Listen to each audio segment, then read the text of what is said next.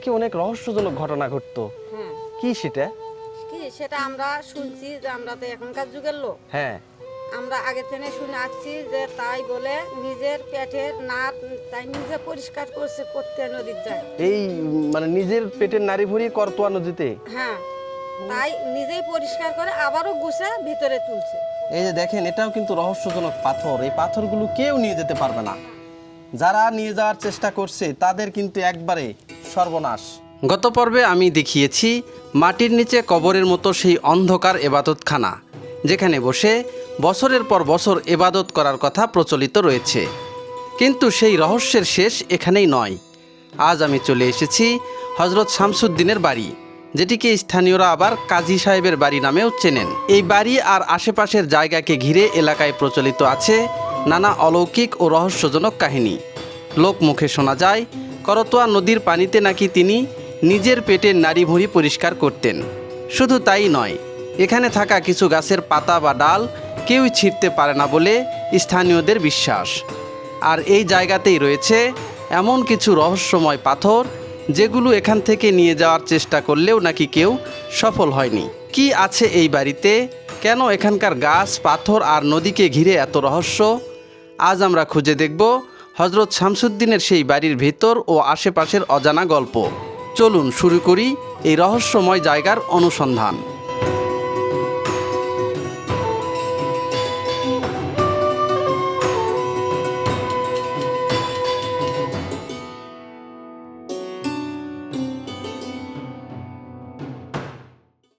এখানে নাকি অনেক রহস্যজনক ঘটনা ঘটতো। হ্যাঁ, কি সেটা? কি সেটা আমরা শুনছি যে আমরা তো এখনকার যুগের লোক, হ্যাঁ। আমরা আগে থেকে শুনে আসছি যে তাই বলে নিজের পেটের নাক তাই নিজে পরিষ্কার করতে নদীর যায়। এই মানে নিজের পেটের নারী ভরি করতোয়া নদীতে। হ্যাঁ, তাই নিজেই পরিষ্কার করে আবারও গুছে ভিতরে তুলছে। আচ্ছা।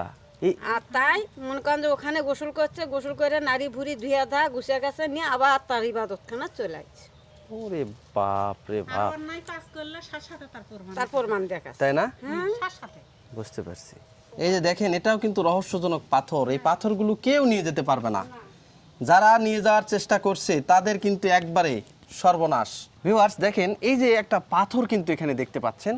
এই যে এই পাথর যে এখান থেকে কেউ নিয়ে যাবে সেই সাহসও কিন্তু নাই।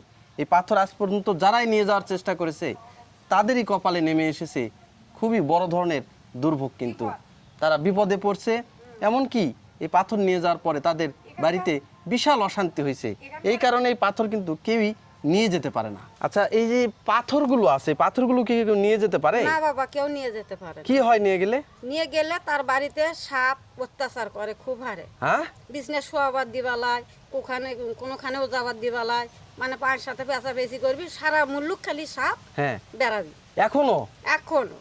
আচ্ছা, ওই পাথর নিয়ে যায় নাকি? এমন কোনো বাবার ক্ষমতা নাই যে এখানকার পাথর আর একখানে নিয়ে যেতে হবে। ওরে বাবা। আবার ইটা নিয়ে এসে ফেরত দিয়ে গেছে। হ্যাঁ, আবার নিয়ে এসে ফেরত ইট নিয়ে যাওয়ার পরে এই অবস্থা। হ্যাঁ, একজন নাকি মারাও গেছে, একটা বাচ্চা। একটা বাচ্চা মারা গেছে। কি হয়ে বাবা, মারা গেছে এখানে এটা? এই যে আমার যে বাবা আছে, এই বাবার মার যে কবর আছে, এই কবরের উপর একটা ফুলের গাছ ছিল। হ্যাঁ। ওই ফুল ওই বাচ্চাটা ছেঁড়ার কারণে হ্যাঁ। বাচ্চাটা মারাই গেছে। আচ্ছা। এত বড় মেয়ে বাচ্চা আর বাঁচেনি? না। বুঝতে পারছি। লাস্টে মেয়েটা কয় আমি বুড়ি মার কবরের উপর থেকে ফুল ছিঁচ্ছি, আম্মু হ্যাঁ। আমাকে ওই বুড়ি মার কাছে নিয়ে যাও, তাহলে আমি বাঁচবো। ওরে লাস্টে বাবা। বুড়ি মার কবরের উপর নিয়ে এসে শোয়া দিয়ে হ্যাঁ। তারপরে আধা ঘন্টা পরে বাচ্চাটা মারা গেছে। ওরে সর্বনাশ, এখানেই মারা গেছে না? এখানেই মারা গেছে, লাশ নিয়ে যা বাড়িতে নিয়ে কোনোভাবেই বাঁচানো যায় না না। না না না। বুঝতে, তার মানে ওই জন্য এরকম আমরা সবসময় সতর্ক থাকি যে আমরা অন্যায় জিনিসটা এখানে করব না। কোনোভাবেই করা যাবে না। না। ইট পাথর এগুলো ওইভাবে কেউ যেখানে যদি যেটা। অন্যায় করতেও আসে, আমরা বাচ্চা কাচ্চাকে, অনেকে মানুষ আসে, আমরা নিষেধ দেই, বাবা স্যান্ডেল পায়ে দিয়ে ঢুকো না, বাবা ফুল কোনো থেকে ছিঁড়ো না, যেটা পরে আছে হ্যাঁ। আপনারা সেটা নেন। গাছ থেকে ছেঁড়া যাবে না। না না না, এটা নিষেধ আছে। নিষেধ আছে। এই যে যে গাছটা দেখতেছেন কাঠগোলাপ, এখানে যে ফুলগুলো ধরে আছে, সেই ফুলগুলো গাছ থেকে পারলেও নাকি সমস্যা হয়। এমনিতেই মাটিতে পড়ে যাক, সেইগুলোতে আপনারা খেলাধুলা করেন, সমস্যা নাই। কিন্তু এখান থেকে কোনো কিছু অন্যায়ভাবে নেওয়া যাবে না। যে দেখেন অসংখ্য কাঠগোলাপ ফুল কিন্তু নিচে পড়ে আছে। এইগুলো আসলে কেউ নিয়েও জানা এই ভয়ে, যে এর আগে নাকি একটা বাচ্চাই নাকি মারা গেছে। পাশাপাশি এখানে যে ইট আছে ইটগুলো কিন্তু কেউ নিয়ে যায় না। আর দুটা তিনটা পাথর দেখতেছি, এইগুলো যুগের পর যুগ থেকে, এই যে দেখেন এই যে একটা পাথর দেখতে পাচ্ছেন, এখানে পাথর, এই যে পাথর, এইগুলো পাথর নাকি যুগ যুগ থেকে এভাবেই পড়ে আছে, কেউ হাত দেওয়ারও কোনো শক্তি সামর্থ্য নাই। ওখানে বসে আছিল, ওখানেও পাথর আছে। এই যে ওই পাশেও কয়েকটা পাথর আমরা দেখতে পাচ্ছি, কিন্তু এই পাথরগুলো এইভাবে আছে, যারা নিয়ে যাওয়ার চেষ্টা করেছে তাদেরই কপালে কিন্তু দুর্ভোগ নেমে এসেছে।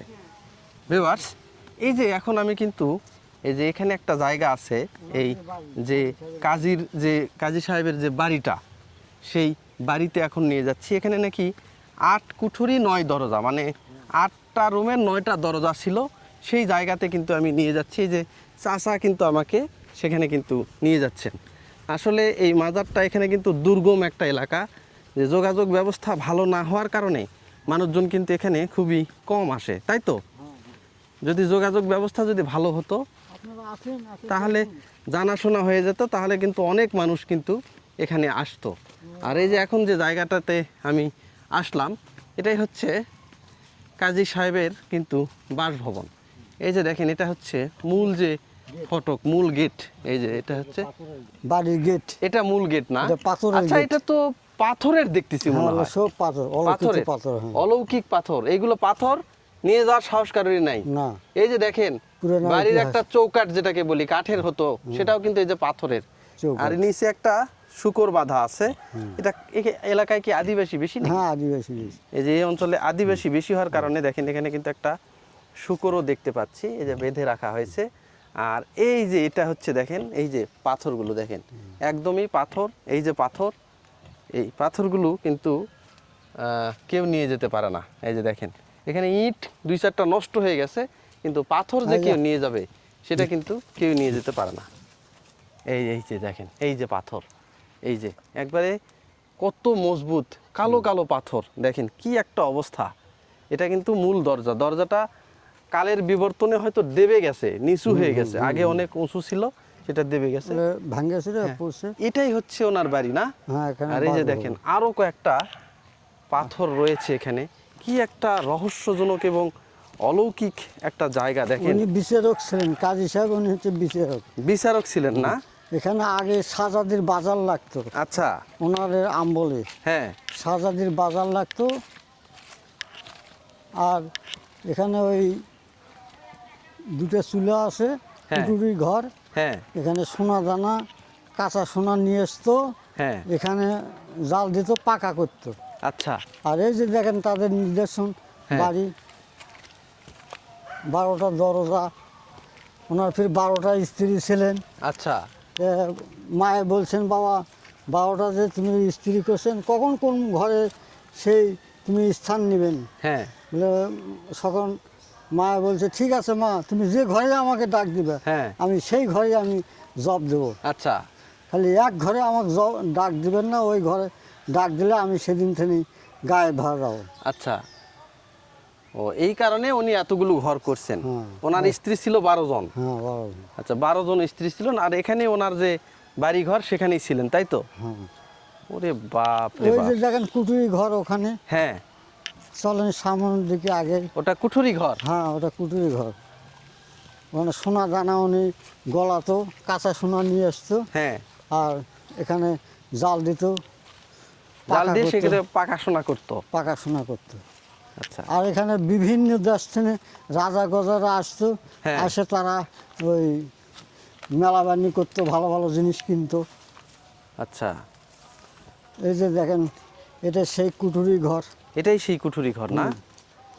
এই যে এখন বাপ এখান- রে বাপ। এখন ওই পাকুড়ে গাছ ঘিরে নিয়ে আসে, হ্যাঁ। যেন পাকুড়ে গাছে ঘিরে নিয়ে আসে যেন হ্যাঁ। না ভাঙ্গে। বুঝতে পারছি। ওই যে দেখেন পুরানো জানলা, হ্যাঁ। ওই যে দেখেন পুরানো জানলা। পুরাতন জানালা। হ্যাঁ, ইরে সর্বনাশ, দেখেন কি একটা গাছ, সমসম করা একটা অবস্থা। ওই যে উপরে দুটো চুলে আছে না, হ্যাঁ, হ্যাঁ, হ্যাঁ। ওই পাশে ফিরে আবার চুলের মুখ আছে, যা দেখেন আচ্ছা, নিদর্শন গুলা। এই পাশে চুলার মুখ আছে না? হ্যাঁ, আচ্ছা, এইগুলো ওই যে- জায়গাতে আপনারা যদি আসেন তাহলে অবশ্যই দেখতে মানে পাবেন। দেখে শুনে আসবেন। আর জঙ্গল তো, ওই আর পাশে, বর্ষার সময় ওই পাশে যেতে ওই হবে। পাশে না? হ্যাঁ, এই যে, ওটা হচ্ছে সিলেট গেট। হ্যাঁ, এই চাচা নিয়ে যাচ্ছে, ওনার এখানে কি কি আছেন সেটা ঘুরে ঘুরে কিন্তু দেখাচ্ছেন। ওই যে এনাদের বাসা বাড়ি এখনও পড়ে রয়েছে নিদর্শন, কেউ এখানে আসতে হাঁটতেও পারে না, কেউ একটা কোনো জিনিস নিয়ে যেতেও পারে না। তাই না? হ্যাঁ, এখানে কোনো প্রস্রাব পায়খানা কেউ করতে না পারে না? না, করতেও পারে না। করলে কেন? সমস্যা হয়। হ্যাঁ, মারা যায়, অনেক মানুষ আমি দেখছি মারাও গেছে। আচ্ছা, এই যে দেখেন, এই কারণে কিন্তু এত জঙ্গল হওয়া সত্ত্বেও কিন্তু কোনো ইয়ে নাই, মানে ময়লা আবর্জনা কিন্তু নাই। দেখেন এই যে, দেখেন এখানে এই যে দেখেন, চুলের মুখ, এটা হচ্ছে চুল্লির মুখ। এই সর্বনাশ। আগেকার দেখেন ইতিহাস। হ্যাঁ হ্যাঁ হ্যাঁ। ভিউয়ার্স, এই যে ভিটাতে আমি ঘোরাঘুরি করলাম এতক্ষণ, এখানে ছিল কিন্তু ওনার যে 12 জন বাড়ি স্ত্রী ছিলেন। ছিল ওনার, কাজী সাহেবের বাড়ি ছিলেন। কাজী সাহেবের বাড়ি, এবং এই বাড়িতে ওনার 12 জন স্ত্রী ছিলেন।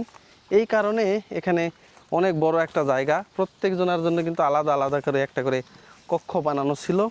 সেই ভিটাটাও কিন্তু আমি আপনাদেরকে দেখালাম।